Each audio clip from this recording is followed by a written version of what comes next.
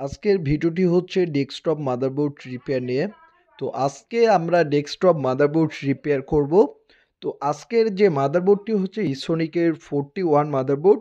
এটির সমস্যা হচ্ছে নো ডিসপ্লে সমস্যা, সরি নো পাওয়ার সমস্যা।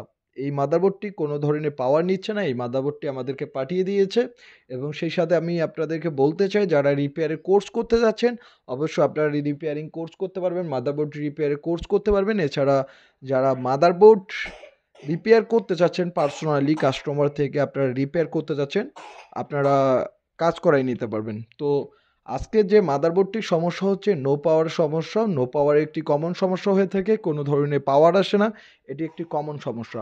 তো আমরা এ প্যানেল থেকে পাওয়ার দিচ্ছি কিন্তু পাওয়ার আসতেছে না, তো এটি হচ্ছে নো পাওয়ার সমস্যা। আমরা এ প্যানেল থেকে পাওয়ার দিচ্ছি কিন্তু পাওয়ার আসতেছে না, অর্থাৎ নো পাওয়ার সমস্যা। আবার কুলিং ফ্যান যদি ঘুরতো তাহলে সেটাকে বলা যেত রিস্টার সমস্যা।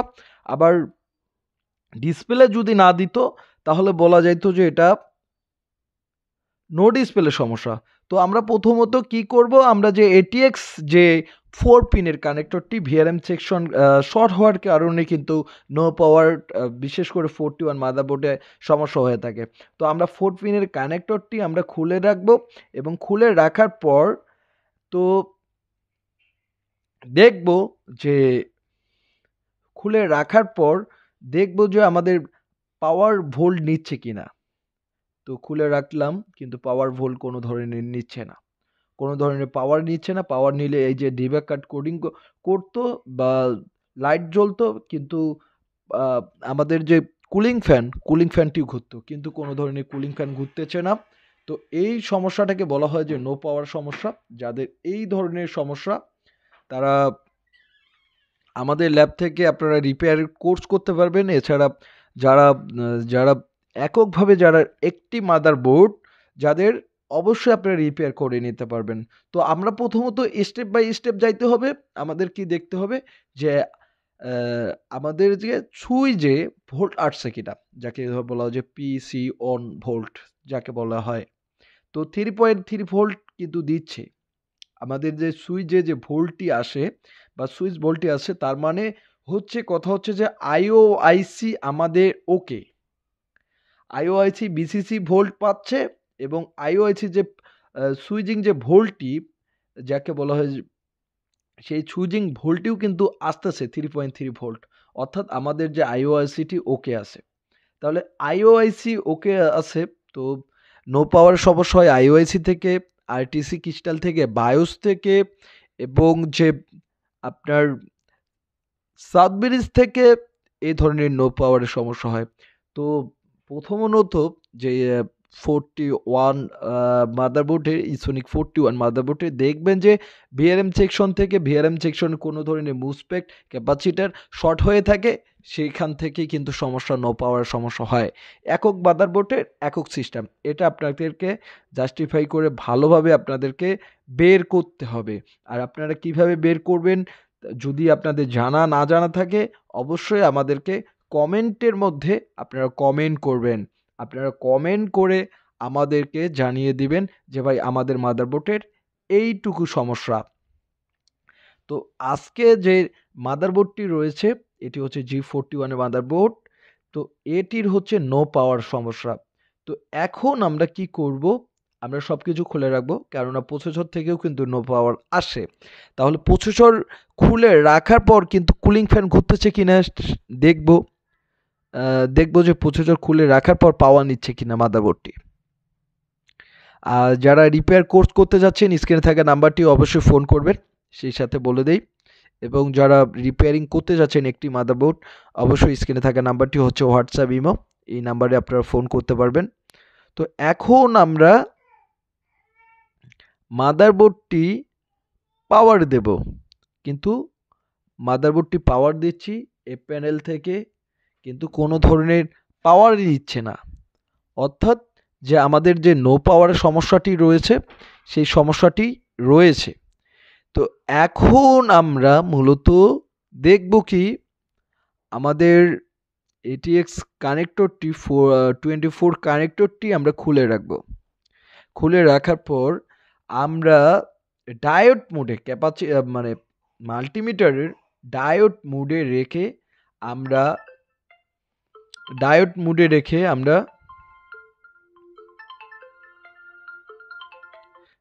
মোডে রেখে আমরা কিন্তু এখন আমরা চেক দেবো যে আমাদের শর্ট আছে কিনা, এবং ডায়োড মুখে যখন চেক করবেন শর্ট থাকলে কিন্তু এই যে ডায়োড মোডের যে বাতিটা আছে আপনারা দেখতে পাচ্ছেন মাল্টিমিটারে, এই যে বিপ করবে এবং বাতিটি জ্বলবে। আর আমরা এই যে দেখি বিআরএম সেকশনে কোনো ধরনের শর্ট আছে কিনা, একটু অল্টারনেট করে দেখি, চেক দেই। এটিএক্স আমরা প্রথমত এটিএক্স 24 কানেক্টরে আমরা চেক দেব যে আমাদের সমস্যা আছে কিনা। এই যে আমাদের সমস্যা, লাইটটি জ্বলছে, অর্থাৎ এটিএক্স 4 কানেক্টর থেকে, যেটা হচ্ছে ভিআরএম সেকশন থেকে ভিআরএম কোর ভোল্টেজের কিছু একটা ক্যাপাসিটার বা মোসফেট শর্ট রয়েছে। শর্ট থাকার কারণে কিন্তু এই ধরনের যে নো ডিসপ্লে, নো পাওয়ার, এটি হচ্ছে কমন একটি সমস্যা কিন্তু হয়ে যায়। আবার কিছুক্ষণ টেস্ট করে দেখবেন যে কিছুক্ষণ 5 সেকেন্ডের মধ্যে কিন্তু কুলিং ফ্যান ঘুরে আবার বন্ধ হয়ে যায়। সেটাও কিন্তু বুঝতে পারবে যে একটা মোসফেট বা ক্যাপাসিটার জ্বলে গেছে। তো আমরা এখন প্রত্যেকটা মোসফেট আমরা চেক দেব। তো আমাদের মাল্টিমিটার থেকে আমরা প্রত্যেকটা মোসফেট ক্যাপাসিটার আমরা চেক দেব। তো চেক দেওয়ার পর যদি কোনো ধরনের ক্যাপাসিটার শর্ট পেয়ে থাকি, সেই ক্যাপাসিটারটির মান বা সেই মোসফেটটির মান অন্য একটা মোসফেট আমরা লাগিয়ে দেব। তো আমরা দেখতেছি কোনো ধরনের ক্যাপাসিটার বা মোসফেট ঠিক রয়েছে, আমাদের মাল্টিমিটারে আমরা দেখতেছি মোসফেট ঠিক রয়েছে, কিন্তু ক্যাপাসিটারগুলো নাপ দেব যেহেতু আমাদের এসএমডি ক্যাপাসিটার না, নর্মাল ক্যাপাসিটারগুলো, সলিড ক্যাপাসিটারগুলো। তাহলে আমরা পিছন দিক থেকে তার প্লাস এবং মাইনাস থেকে আমরা দেখব যে একটা কোনো ভ্যালু দেখাচ্ছে কিনা। তো প্রথমে আমরা লাগাইলাম, সেই ক্যাপাসিটারতে কিন্তু কোনো ধরনের ভ্যালু দেখাচ্ছে না। আপনারা দেখেন একটু, কোনো ধরনের ভ্যালু দেখাচ্ছে না। এবং আমি ক্যামেরাটার সাথে নিয়ে আসি, এই যে কোনো ধরনের ভ্যালু বা কোনো ধরনের মান, এই ক্যাপাসিটার কিন্তু ভ্যালু বা মান দেখাচ্ছে।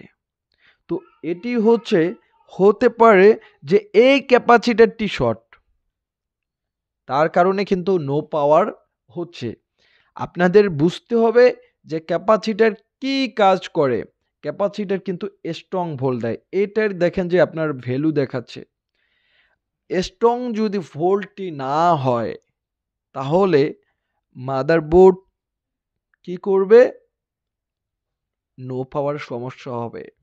তাহলে আপনাদের বুঝে যাবে যে আপনাদের যে স্ট্রং যদি আপনাদের ভোল্ট না হয় তাহলে আপনাদের মাদারবোর্ড কি করবে, নো ডিসপ্লে সমস্যা দিবে, নো পাওয়ার সমস্যা দিবে, আবার রিস্টার সমস্যা দিতে পারে, যে কোনো একটা সমস্যায় দিতেই পারে।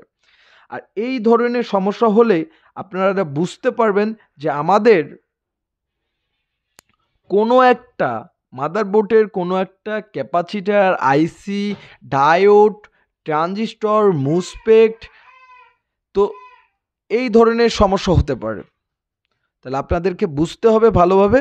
এখন আমরা এই ক্যাপাসিটারটি আমরা এখন তোলার পর আমরা ঠিক সেম একটি মাদারবোর্ড থেকে সেম একটি ক্যাপাসিটার আমরা লাগিয়ে দেব, তো এখন আমরা খুব সুন্দরভাবে, এটি কিন্তু খুব দক্ষভাবে কাজ।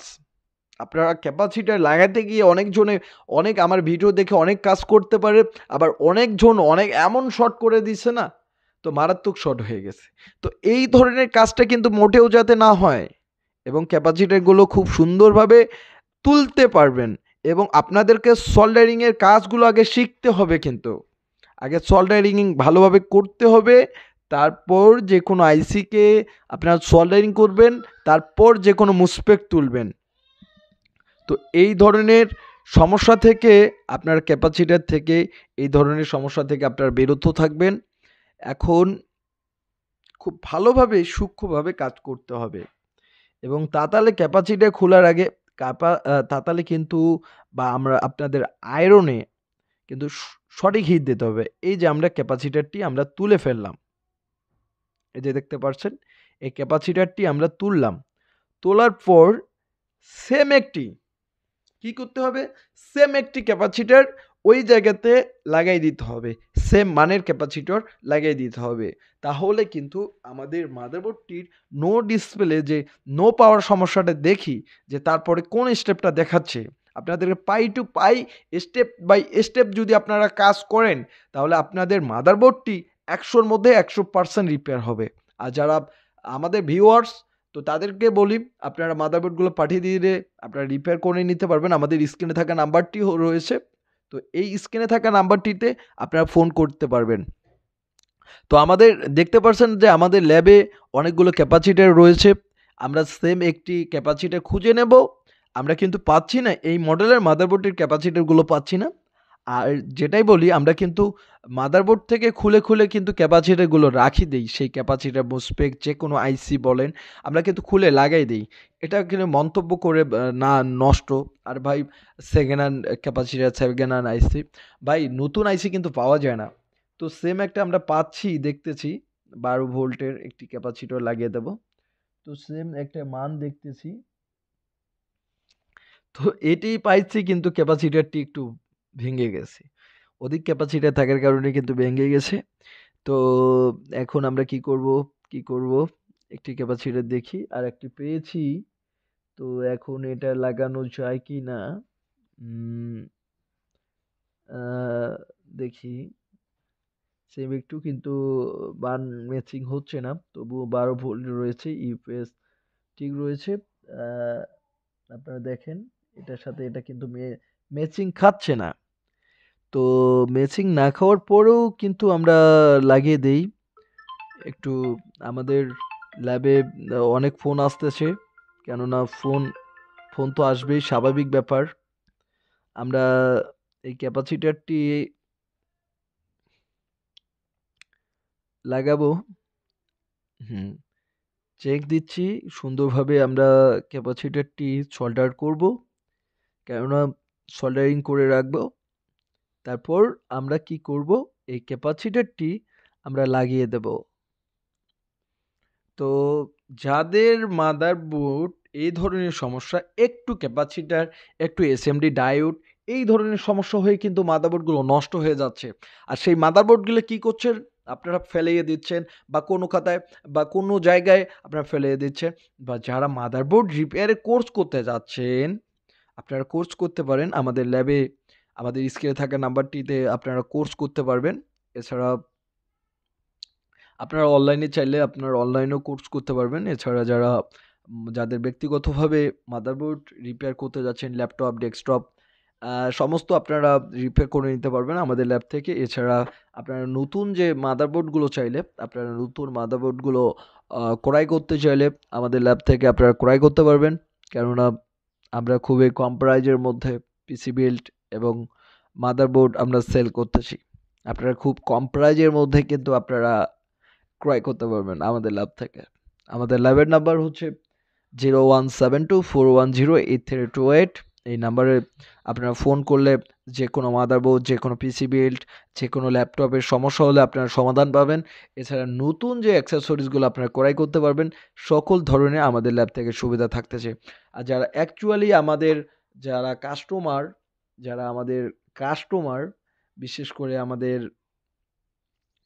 যে কাস্টমার তাদেরকে অবশ্যই ভালো সার্ভিস দেব। যারা নতুন প্রোডাক্ট নিচ্ছেন বা যারা আমাদের মাদারবোর্ড রিপেয়ারের ভিডিওগুলো দেখতেছেন এবং শেয়ার করে দিচ্ছেন তাদেরকে ভালো কম টাকার মধ্যে যতটুক রাখার মতো হয় ঠিক ততটুক রেখে কিন্তু আমরা সেল করব। আর যতটুক রিপেয়ারে খরচ রাখার মতো হয় তাদের ততটুকুই রাখবো। আর আপনারা ভিডিওগুলো শেয়ার করে দেবেন। আপনাদের যদি মাদারবোর্ড রিপেয়ার করতে হয় বা খুব কম খরচের মধ্যে কিন্তু আমরা করে দিতে পারবো। যত আপনারা ভিডিওগুলো শেয়ার করে দেবেন, আপনারা যত শেয়ার করে দেবেন তত আমাদের ভালো লাগবে।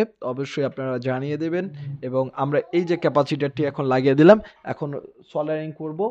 এখন এই সোল্ডারিং করার জন্য আমরা তো এখন আমরা সোল্ডারিং করব। করার পর খুব সুন্দরভাবে সোল্ডারিং করব।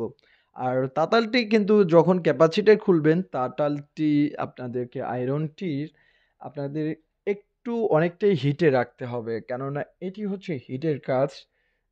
কেননা এক প্রস্থ থেকে অন্য প্রস্থ খুলে যাবে। তো আপনাদেরকে একটু হিটে রাখতে হবে।